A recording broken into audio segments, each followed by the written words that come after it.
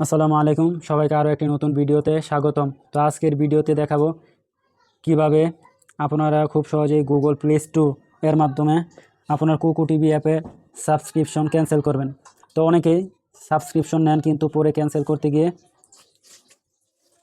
ঝামেলায় পড়েন। তো ভিডিওটা শেষ পর্যন্ত দেখলে আশা করি আর কোনো সমস্যা হবে না। তো প্রথমে এই কাজটি করার জন্য আমরা প্লে স্টোর অ্যাপটি ওপেন করব। তো আমি প্লে স্টোর অ্যাপটি এখন ওপেন করব। এবার ডান দিকে উপরে কোনায় থাকা প্রোফাইল আইকনে একটি ক্লিক করব।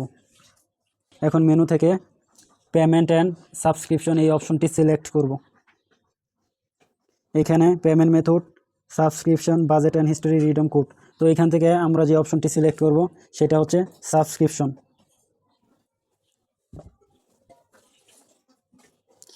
এখানে আপনি যত সাবস্ক্রিপশন অ্যাক্টিভ রয়েছে সেগুলো লিস্ট দেখতে পারবেন। তো আমি কিছুদিন আগে অলরেডি কুকু টিভি অ্যাপের সাবস্ক্রিপশন ক্যান্সেল করেছি। তো এখান থেকে কুকু টিভি অ্যাপের সাবস্ক্রিপশন সিলেক্ট করতে হবে। দেন এখান থেকে ক্যান্সেল সাবস্ক্রিপশন বাটনে ক্লিক করতে হবে, সর্বশেষ কনফার্ম করে দিতে হবে।